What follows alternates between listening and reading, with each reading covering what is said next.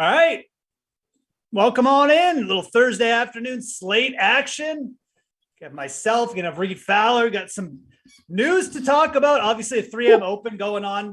We'll touch on that. It's Reed and I, so we're obviously going to talk about golf. But some news dropping in the NFL today with Kyler Murray getting re-signed. So we're going to start with NFL, looking at some futures and stuff like that. I mean, look, we're getting into training camps are open. Guys are reporting. Like we're basically 1 week away from like peak NFL news cycle. Not peak, but like the beginning of the real NFL news cycle. So it's time to really take a hard look at these odds. And then later in the show, Matt Measurman's going to come in and give us some potential baseball stuff to look at, because that's still going on. I know people bet baseball. I used to bet baseball all the time, Reed, when I didn't have kids, because I had nothing else to do in the summer. I don't have time to bet baseball anymore. But how you doing, man? And we got a lot to. I mean, there's a lot going on with the 3M Open today. But let's try and focus. We're deep into the 3M Open. That's how you know we're degenerates, because you and I are watching with on bated breath of the 3M Open, talking Chess and Hadley. Jason Day actually looks pretty good, but Finau and M doing well early on. We're talking about that. And yeah, you're right, Kyler Murray. I mean, how many lives over do you think it would take us, Jeff, to make Kyler Murray money? like 50 lives over from each of us. Like one of those 50, maybe you and I are some entrepreneur and we make it big. I would like to think there's in the multiverse somewhere, there's a version of me. There's one version of me that's like, just hit it out of the park, just making Kyler Murray money. So there's one Jeff out there. The rest of me is just terrible, like disaster. Like we're just scraping by, like me. But there's one guy out there who's just raking in. He's like Kyler Murray stuff. There's one Jeff out there like invented a synthetic brain or something like that. So anyways, that's my hope. True. But no, in terms of it would take me forever. I mean, I'd have to these contracts are getting absurd. It's 46. What is he at 5? What did he get? 260 or 250 over 5? What was his? Yeah. I don't know. I know it's 46 per year annual. Yeah. So basically a quarter bill. Yeah. That he's getting over his lifetime. I think it's 1.1 mil more than Patrick Mahomes. Let's wrap your head around that. But let's start there. And look, at first glance, you're thinking, okay, well, this is crazy. How are they going to pay anybody else? They have like $1 left to pay everybody else. DeAndre Hopkins is going to be out for the first 6 games, right? Your boy isn't there anymore, and it's only James Conner. Chase Edmonds is now in Miami, and so you have a lot of these things kind of transpiring. And you take a look at the Cardinals, though, before Kyler Murray showed up. They were the worst team, tied probably with the Detroit Lions in the NFL before Kyler showed up. And every single year, he has improved that team in the wins category. We could talk about Cliff Kingsbury and the Cardinals being a sort of, first half team, but he's improved that team every single year, and you need your quarterback. We talked about it on the Sweat multitude of times. You need your quarterback. So actually, I don't think 46 mil per year. And I don't know how much is guaranteed. I got to double check that. But for fantasy, this guy's 25 fantasy points per game, I think, last year. So he's been a guy that when he shows up, he could, and if he's healthy, the big if, right? The Pierce Dietrich, if he's healthy, if we take those big games away, those things that we can't predict that are part of the game, this guy is a top 4 quarterback in the NFL, and how valuable he is for his team. Because when he wasn't there, this team was and will be awful without Kyler Murray. Yeah, it's a catch-22. And I made the same argument. What else are you going to do if you're Arizona? The only other thing they could have done is explored a trade. Yeah. Which actually I think would have potentially been smart, but that's only because I'm just not necessarily sold on Kyler Murray being a top 5 quarterback. He's very good. I'm not saying he's not good. It's just that when we're talking about the most elite quarterbacks, Allen, Mahomes, Rodgers still, and even a guy like Joe Burrow, I'm taking all those guys over Kyler Murray for my team. We're not talking fantasy, just for my team. I think that Kyler is obviously brings the run dynamic. He's awesome for fantasy football. He's amazing. I mean, he's just got that open field speed so he can break 40-yard runs, but then he's really good in the red zone at running. And he's actually a good deep ball passer. That's like one thing you give him credit for. What I find he's not great at is just like that accuracy in the mid-range, the passing. And I a little bit think it's height related. Maybe it's scheme related. I don't know, but like he's just never really been that proficient. So I'm not sure if that's going to change with Kyler. Like we're into like year 4 here.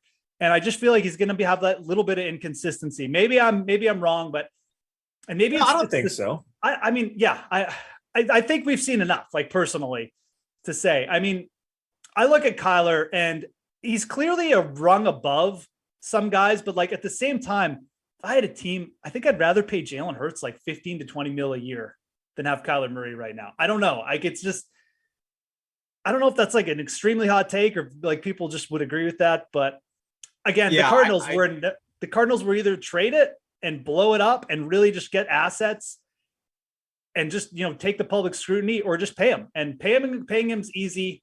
It's not terrible, I don't think, because the other option is probably, even if you did blow it up and you got good assets in return, you're looking at least a 1-year rebuild. So yeah, and look, Steve Keim has done this time and time again where he just pays his players, right? Yeah. The GM for the Cardinals. But let's do the either or, right, Jeff? And we know that Allen, Mahomes, Herbert, Burrow, I would argue Lamar Jackson, those 5 guys I would have over Kyler Murray right now, both in fantasy and if I'm starting an organization. Like I would have those 5 guys because Lamar Jackson is clearly the best, like multifaceted, like best runner of the ball, right?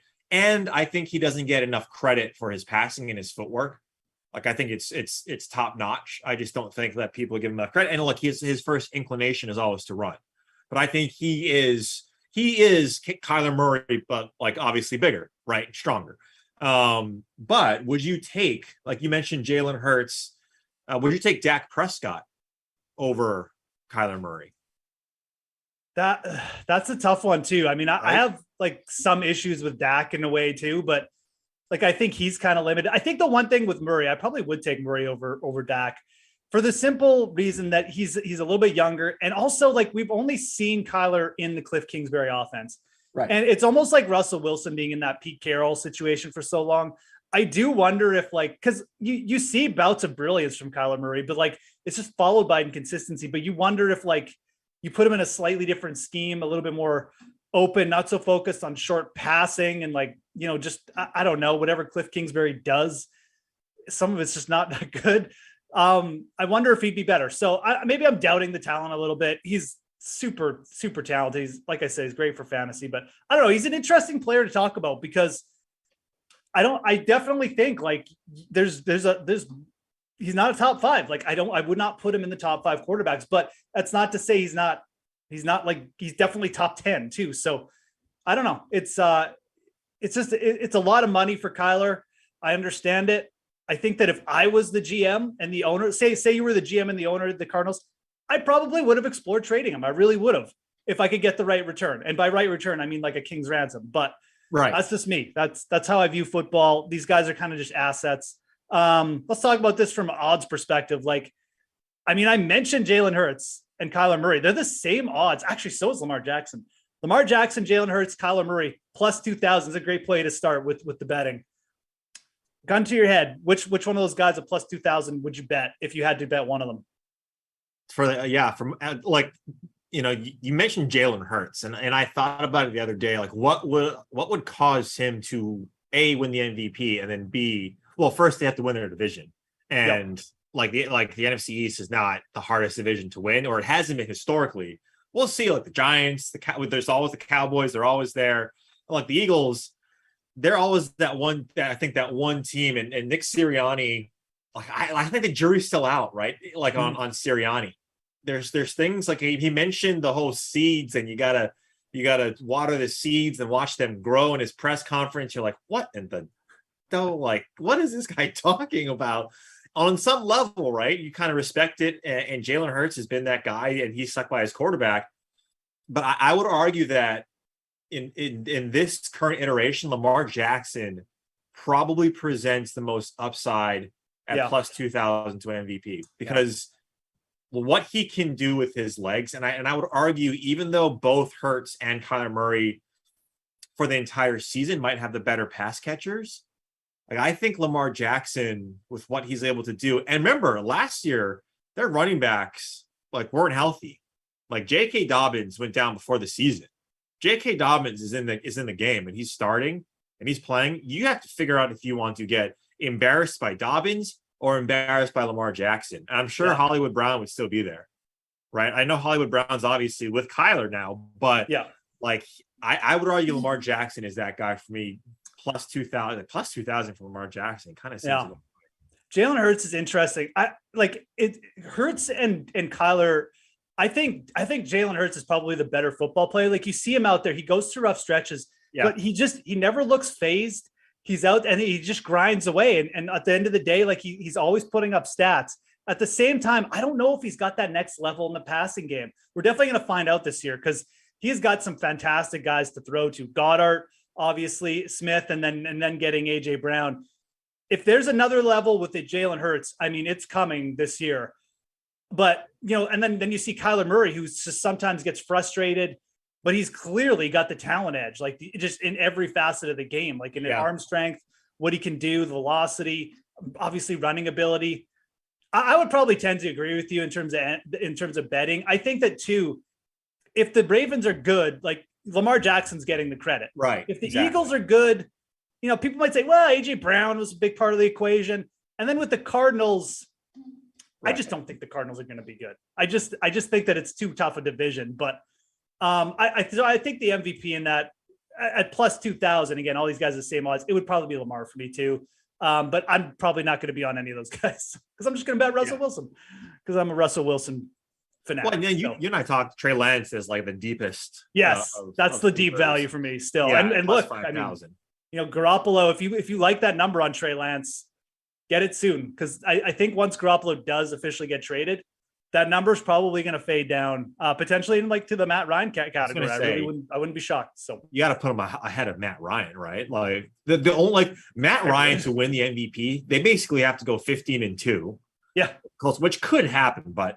And he needs to throw for 35 touchdowns, 40 touchdowns, and 2 picks. You might need Jonathan Taylor to get injured too. If the Colts, the Colts go 15-2 and Jonathan Taylor puts up 2,000 yards, it almost doesn't matter what Matt Ryan does because they're going to be splitting the accolades, right? So Matt Ryan is thin bet at best. This is actually, now that we're looking at all of these, Joe Burrow at plus 1,200. Yeah. I agree. That's to me right now, and I think we want to get Meiselman in soon. Is that someone's been too long on this? That he improved offensive line, or at least healthy this year. We know Jamar Chase and what he can do. Joe Mixon is still there as a very a very confident person that they believe in the backfield. Man, Joe Burrow at plus 1,200. If he stays healthy and he does what he did last year. That seems like you might see him in halfway through the season be where Josh Allen is. Yeah. No, I agree on Burrow. I know I just look, I think you look at that Cincinnati offense too. And it's what's going to be bad about it? I mean, they're going to be a higher volume passing offense. You're getting him at better odds than Herbert and Rodgers. The Bengals, I still think I think the Ravens are still favored. Maybe we should bring up the division odds next. Let's bring in Matt Meiselman to look at those division odds, by the way. How you doing, Matt? You get any futures down for NFL yet or what? Or are you still, waiting? Yeah, I guess I'm different than you guys where I'm just grinding baseball right now. So I'm a week or two away probably from really getting in on NFL, but I'm just curious to hear you guys talk about it. Cause I've got very little right now. So I need more of the insights. I think that we're just talking MVP. And I don't think any of these guys are extreme values right now. The one player I would say you need to get in on now is Trey Lance, simply because the Garoppolo news is probably going to move that number. But other than that, it's just kind of, I think these odds are kind of set. I don't think you're going to see a ton of movement before the season starts, unless you get an injury or something like that. So let's go to let's check out some division odds and, we could maybe Matt will give us some baseball insights, and then Reed and I can maybe end with some golf. Just does it look like Cincy's division odds or finishing position are up? Okay. Let's see a division straight forecast. No. Let's see if we they might not have it up just because there's things that still need to transpire. So let's see total wins. Let's see if we can get a total wins for the Bengals. Total, No, total division wins. Yeah. Okay. Yeah. Nothing. I mean, I look at that division, like, I mean, people, I get that there's like 4 solid teams and like, you can't like just write off teams, but I mean, if Deshaun Watson's going to miss half the year. Oh, yeah. With Cleveland. And like, you're getting like 8 games of Jacoby Brissett or even 6 games of Jacoby Brissett. I mean, Cleveland is just not a team that I think should be getting like a ton of, there they are. Yeah. So Baltimore is still the favorite there. I mean, I really feel like those 2 teams should be switched. I mean, I'm not sure. The Bengals short up their offensive line. I know that the Ravens did some stuff too, and that their secondary probably is going to be a little bit better, but I don't know. I feel like we kind of saw the Ravens run good for a while and their team self-destructed. I think the Bengals are the better team. I don't know. I think that I don't really understand these odds. Like, you guys got any feeling on these? Think these are right or wrong? Matt, you go ahead if you got a hot take here. I don't know. I don't know. Like, this division gave me so much trouble last year that like I'm getting a little bit of PTSD looking at it, honestly, because I feel like throughout the season, Jeff, when we were on shows together, we had a different AFC North team every week. Yeah. And it hurts still. I remember us having like one of I think it was you didn't really like the Bengals, or maybe it was. Yeah. I think that's why it hurts. Well, I was down on them all year, and I thought the Ravens would eventually just figure out their team and Turner. They just never got there. Yeah, and they were. I think everyone was looking at the Bengals and saying the Bungles have been the Bungles for so long. There's no way. And actually, here's a good exercise in like how you look at these odds right now. Is that everything? And we talk about this too with golf and baseball, maybe less so from your perspective, Matt, but football as well. Is injuries are you cannot predict them, and so when you have odds that are baked in, like we talked about this morning with CMC, Christian McCaffrey, over 900 yards rushing, they're baking in the fact that most people are going to think that he's going to get injured because he got injured the last 2 years. And if he doesn't, then that's going to smash. If you take a look at this, right, baking in the fact that Deshaun Watson will be out for 6 to 8 games. What if he's not, right? That's, I think in my mind, that's how you have to approach these, right? You don't have to put the mortgage on Cleveland plus 275, but hell, if he's only suspended for 4 games, and they have Deshaun Watson for 13 games, that is going to be a huge upgrade from Jacoby Brissett to where they're extremely competitive in this division. And when you have Nick Chubb, Deshaun Watson, and Amari Cooper, everyone's down on Amari Cooper. I mean, he's been a stalwart wide receiver, anyway, one of the best route runners that they have. So you take a look at that. That's how you have to treat this, right? Is that what if the thing that most people think's going to happen doesn't happen, right? If Deshaun Watson doesn't get suspended for 8 games. If he gets suspended for 8 games, then look, you're Cleveland plus 275.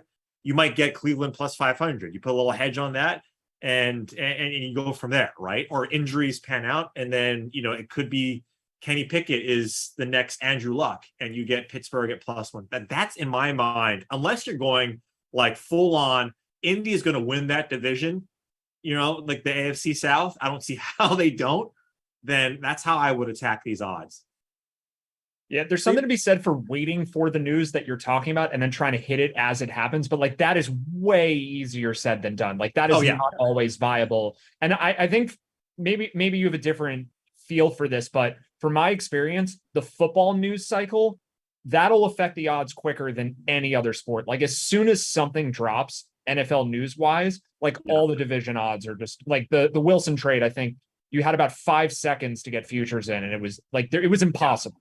And other sports are not all the same, but for football, it's just like everyone's paying attention. So you can't really do that. You kind of do need to take a stand now. Yeah. Yep. And it's not like Deshaun Watson he's Deshaun Watson. Like, this has been talked about. It's not going to be like the busy news cycle, like in season when this gets decided. So it's going to be, you either bet on it now. And I mean, Reed's point is good. Like, Cleveland probably is like the value from the perspective of, you've got this news, and if it breaks even semi your way, maybe it's 6 games. I mean, they can certainly survive 6 games of Jacoby Brissett and win the division. Absolutely.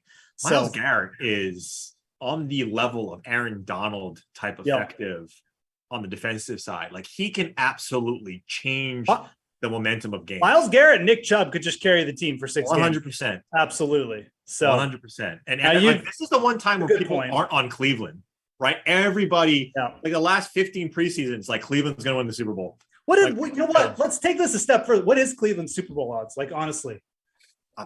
I mean, I'm betting them right now. I'm just kidding. They're probably, I would guess, 16 to 20, maybe. Well, 30. That's probably because 8,000. I mean, I would argue that's value because it's not terrible, right? Like, yeah. Again, too, like the AFC is extremely hard, right? I still think that right now, like it's going to be easier for the NFC team, whichever that is, to win the Super Bowl because they're not going to be going up against all the best teams because that's essentially what the Rams did last year, right? Right. They kind of exactly. they got a good they avoided Green Bay, which is really the only team you needed to avoid. They really didn't have that many tough games coming in. Well, I mean, they beat love the 49ers. Yeah. I mean, the 49ers right now, especially if they shore things up with Debo. Brandon Ayuk is no longer in the perpetual doghouse. Or at least I hope he isn't. Like Trey Lance, I mean, look what Lamar Jackson did his rookie year. I mean, look what Kyler Murray did his rookie year. I know this is not Trey Lance's rookie year, but it essentially is. Right, like it essentially is, and I just like at plus 1,600. Maybe you wait till that drifts a touch to get to maybe the twos. You get a crooked number in front of that, but I just think the 49ers, and I know they're in a tougher division, but like I just think that's right now at plus 1,600, that's good value. You don't have to talk me into the 49ers. That's true, you're right. I'm pretty bullish on them. That's right. Yeah. What any hot takes here, Matt, on like anything football related? Should we look at win totals for big guys and then maybe drift over to baseball or anything like that, or anything that you guys want to bring up to player totals? Hot take. Yeah, I'll leave it to Reed. I'll save my hot takes for the really weird baseball stuff that we're gonna get to soon. So yeah, Reed. Well, this might not be a hot take for you, Jess. I know you're on the same boat because I saw you tweet it out maybe a week or 2 weeks ago. DeAndre Swift. I think DeAndre Swift is the top 3 running back in fantasy, and I think people are underestimating the Detroit Lions. I don't think they go out. Team apparently in Vegas, which is a little scary. Detroit Lions taking the over on the 6, yeah, but that I think that over on the 6 is more number related than anything.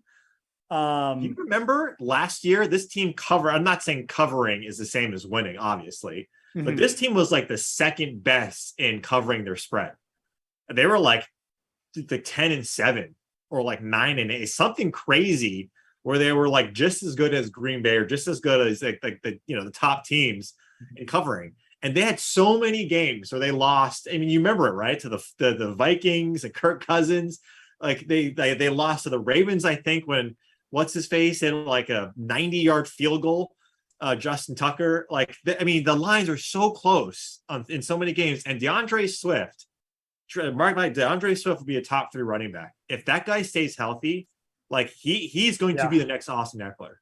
That's, in my mind, I think like DeAndre Swift, if you have him in Dynasty, I do my best to keep that guy because most people are off in the Lions. And if you're drafting, like if he falls in the second round, which he definitely will, I think that's an absolute steal. I mean, I've been doing a lot of best ball lately. He's actually been, some people have been taking him in the first round. So it's definitely a little bit of Lions love right now, but it's kind of more in just like the general, I don't want to say the sharp people, but the people who, are betting and playing a lot of best ball is all the sharp people anyway. Yeah. People play best ball. Yeah. Look, I mean, I brought up the Lions like a month and a half ago and just in terms of their win total, and I think it was plus 100, but even I would take the over. It's become a public bet, which sucks, but I think it was a public bet for a reason. I just think the number was too low. And at 6.5, it's probably more fair. Yeah. There's still Minnesota and out there, but if I look at the number, even if I say it's fair, I would still lean over. I mean, they have the potential to leapfrog Minnesota and Chicago.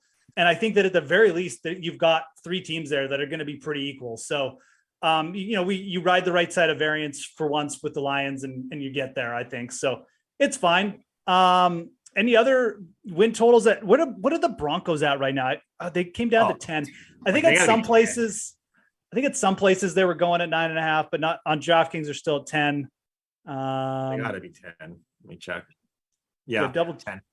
Okay. Yeah. I mean, I don't know if there's any other like the 49ers. I mean, like I would go the 49ers are another one. They're at 10, but I'm okay taking the over there at plus money. I really am. I feel like 10 wins is a pretty solid floor for them outside of like, disaster. Like just, Yeah. I mean, they've got Seattle to beat up on. They don't have the division winning schedule. No, wait, did they do in the division? No, they didn't. Did they? No. Did they? I can't remember now. The 49ers? Yeah. They won the Rams last did. year? The Rams did, right? Yeah, I think so. Yeah. So they don't have the division winning schedule. They've got, I think we went through the schedule like at some point on the show, but so I'd be okay taking the over there at 10. I think, you're outside of like just some really bad luck or disaster. 10 wins to me is like a good floor for them. So I kind of like that over as well. What's one team that you're low on that everybody else is high on? I don't see anything with Carolina to like.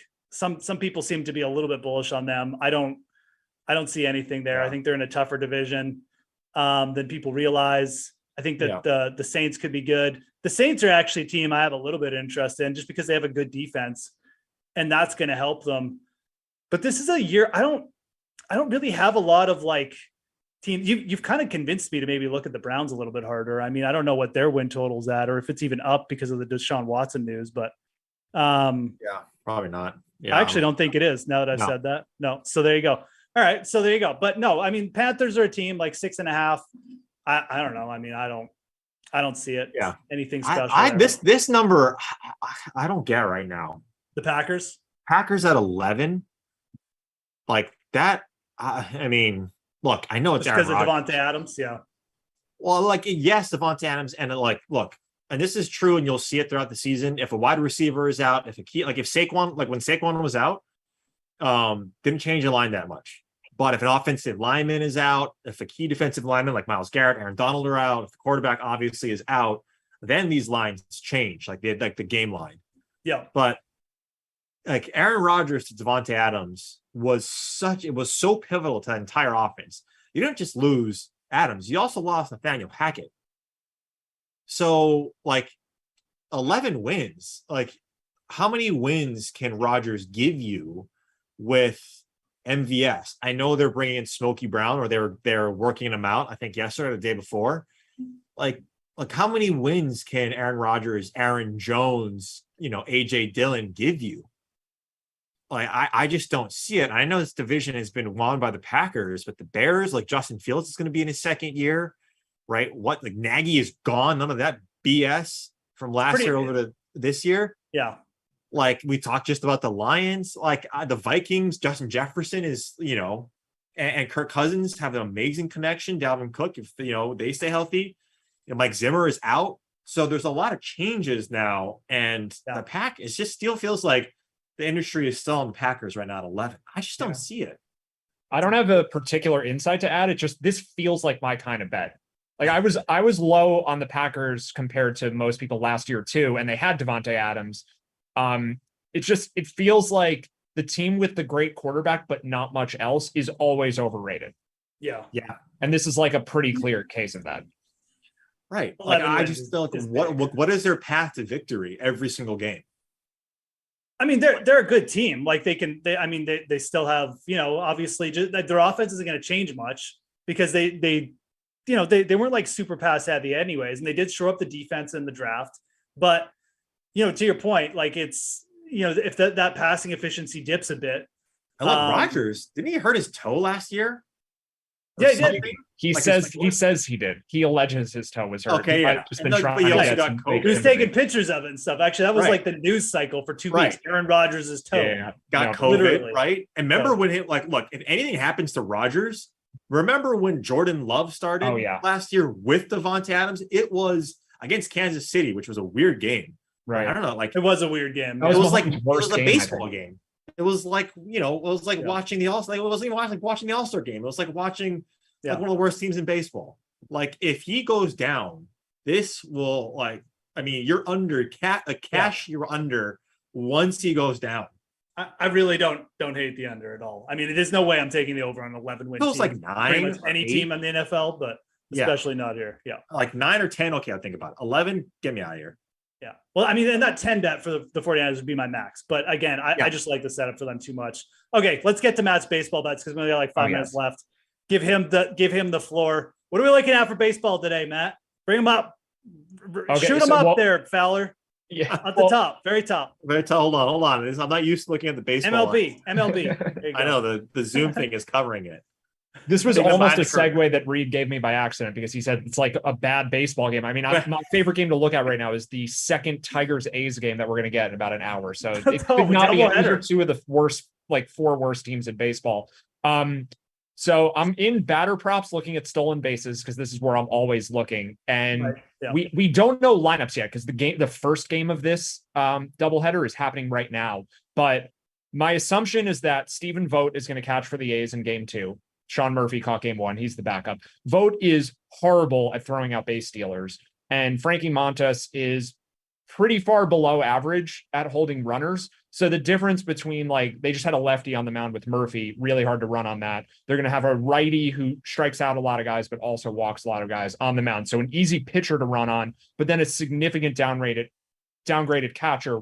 We don't know for sure yet because there's no official lineup, but at the moment, Akil Baddoo at plus 1,100 is the only Detroit Tiger listed.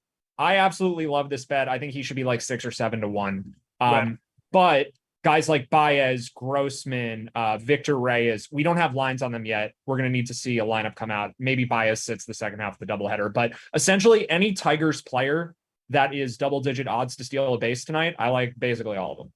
We'll see what the lineup is. It's probably going to be about 45 minutes from now. So I can't give anything concrete besides Akil Baddoo, who I like for sure. And then if you want to go after this game, it's steals. This is basically, of the remaining games tonight, this is the only thing I'm looking at. All right. Trey Turner to steal a base in the Dodgers game, I think is good too. He is a really good base stealer who has just not done a ton of it in the last month or so. And I think he's kind of underpriced for that reason. It should be in the high 300s for him. And Carlos Rodon, I'll just kind of lay this out for people. I haven't talked about the theory of why I like these certain spots that much recently. But essentially, if you have a high strikeout and high walk pitcher, if a guy gets on first, there can be a massive amount of opportunities to run because the ball is just not put in play that often. Yeah. So Rodon doesn't necessarily give up steals because he's bad at holding runners. He gives up steals because if you get a single against him, there could be a strikeout, another strikeout, another walk or something. The ball, the pitches are just not being hit in play that often, where it's just you're going to get opportunities to run on him. So I think Turner's underpriced. I even think Mookie Betts is somewhat reasonable to look at. But it's Trey Turner and all the Tigers. That's the baseball take for today. And just in general, high strikeout pitchers tend to be just worse at holding base runners, easier to run on. They just tend to, it's just that the motion sometimes, just the catchers have a little bit more trouble with the velocity sometimes. So I guess it's also, if you're a good pitcher, you don't give up that many base runners. You don't get to practice holding them on as much. I don't know if that's the reason. I think that's a big could reason. Be a little part of it.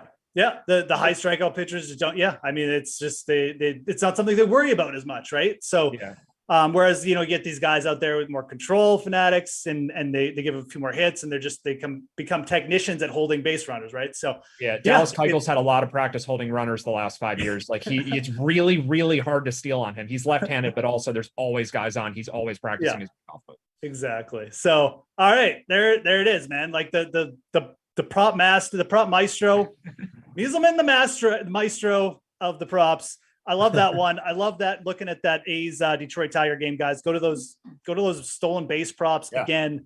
You do want to make sure Stephen Vogt is catching. I'm 90% sure that they'll have he didn't play the first one. He didn't catch him.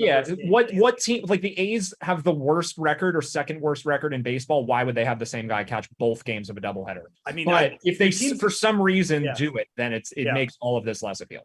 Do teams ever do that anymore? At this point, I don't know.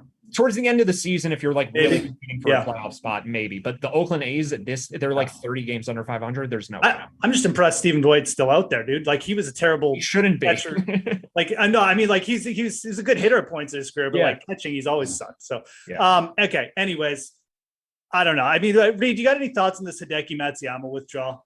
No, I mean, he's hot garbage. So I'll do the same thing. if you're Hideki, and look, there's a lot of reports that he's might go to live.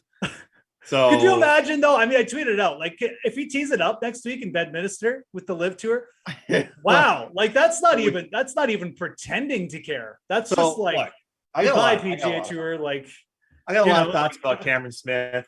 Like he's probably going to live tour. Good for him. Trader, you win the claret jug, and you go to you don't deserve. Said he isn't going. He's denied. Give me a break. How many? Let's aggregate all the guys, all the messages from the PR and the agents that are saying the guys weren't going, and they're doing their own press conference, and then a second later they're out. Like, give me a break. Negotiations are probably still ongoing. Yeah, I don't disagree with you there. Like I don't know if you guys saw this tweet that I forget who it was from. So I don't want to either besmirch or not give credit to, but 75% of the golfers basically said that they would go if given the offer. Like that is alarming. I feel like Sobel retweeted this again. I'm terrible at this, and this should always be the case. You need to give credit where credit's due. But Sobel retweeted someone saying that St. Andrews after the championship, the Open Championship, felt like the end of Titanic, which I thought was apropos. Like the feeling where the ice, like you hit the iceberg, and it's like the boat is sinking, and like the band is still playing music, and it's kind of cheerful. Like everyone's just like they're not really realizing what's happening, but the ship's about to go down. That's what that person was saying. It felt like at St. Andrews after the Open Championship. Like everyone's joyful, but no one knows like how big this is going to affect our game. And I mean, there's rumblings of like there's some big news coming. I mean, and because next week is the next live event, and it's going up against. It's the Detroit Rocket Mortgage Classic. So yeah, I'll be at PGA Tour Live next week on the Rocket Mortgage, Jeff and Matt. So hopefully we have a full field. Just so not like 5 golfers that are competing against each other. But yeah, look, I mean, it'll be interesting to see what happens as we see from our producer TP that Josh Rosen has just signed with the Cleveland Browns didn't they bring AJ McCarron in too? I think so. Hey, Josh Rosen was one of my favorite quarterbacks from that draft. I don't know what happened to the man. He was great in college. He's the guy Kyler replaced. He's the guy Kyler replaced. Right, exactly. Remember they took Rosen and then Kyler. Yeah. But yeah, like golf is going to look different whether we like it or not. Competition is always good. The PGA Tour has had a stronghold monopoly on basically the success of golf, and rightfully so. That was right. It was the DP World Tour, European Tour back then, and the PGA Tour.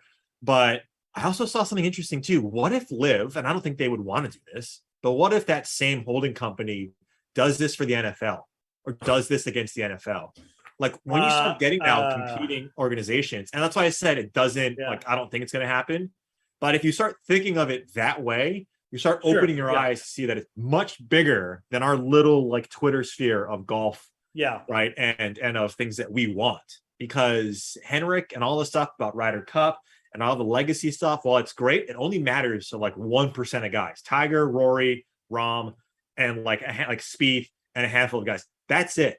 Right. More people are like Joel Dahman when he had that article in Digest saying, you give me $2 million a year and you tell me that I'm not going to win another golf tournament for the rest of my career, I'm taking it and I'm running. Like, that's what these guys are thinking about. Golf was the perfect sport to set up to go against. Man, it would be really tough to go up against the Shield, the NFL. Oh, yeah, you can't, I'm just maybe saying, one of the other sports, but think about it. Like, what if they got some of these bigger players? Like it's just when the chips start to fall, like Henrik Stenson, that was more of a, like, we got one of your Ryder Cup guys, European Tour. So I don't even know why some of these guys, I don't even know why they're going after. I think just to get things started, but like how long is Stenson actually going to play out there? I don't know. We'll see.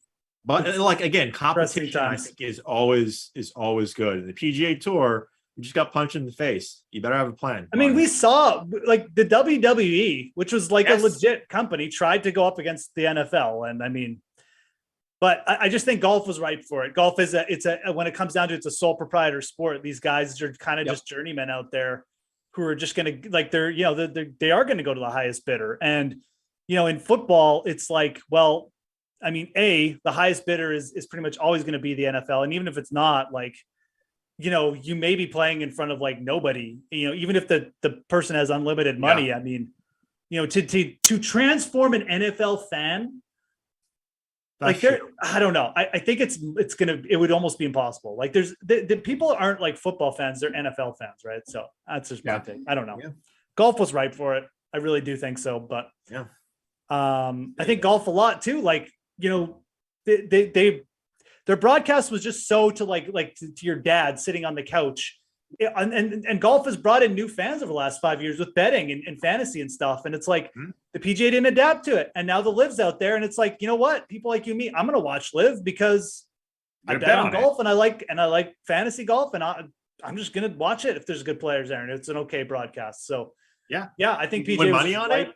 Like, I mean, leave it this way, guys. And I know we're 1 minute over 6, but like, yeah, we'll wrap here in a sec. We were like during the pandemic, we were betting on Korean baseball. I'm sure Matt was that like, wasn't the weirdest thing. There were right, but that's what I mean, though. Yeah, we're right? betting like, on anything. We were sweating KBO, and marble races and coin flips.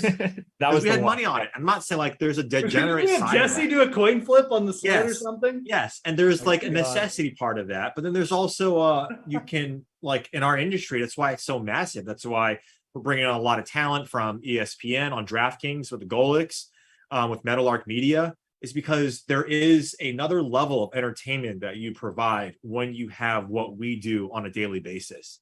So if you incorporate that and then you adapt and you welcome it, boy, you're going to get the younger, and we talked about the 18 and the 21 to 35, because you can't bet when you're 18, but the 21 to 35 and the people who have income to bet, right, and they're responsible, they're going to do that. And they're going to get those viewers, right? You're going to bifurcate the viewers and the fans. Makes sense. All right. So, that's it. You still in base props in, folks, where you can. I'm actually might put a little. Oh, I'm definitely hitting that up. I like that. I love when people give me free info like this that I don't have to work for. This is like why this is why I do this show. Anyways, Tigers Athletics, like Matt said, check out those odds. Kyler Murray, you know, whatever. I kind of like Reed Skull on the Browns as well. So that's a team I'm going to be checking out. But anyways, guys, we got the sweat tomorrow morning. It's a big NASCAR segment. I'm going to dominate Pierce just like I've been doing the last couple of weeks. The sweat, 11 a.m. Eastern. Tune in for that. We'll be back with the slate tomorrow. I believe it'll be Buchanan. And actually, I don't know if it'll be Buchanan because I don't know where he Marca? is. It's usually the MLB show on the slate for Friday, but we'll be back around 5 p.m. Eastern as well with the slate. So thanks a lot for tuning in, guys. No Madden tonight, but like I said, sweat tomorrow morning, 11 a.m. Eastern. See you then. Thursday night football, man. Almost. It's coming back.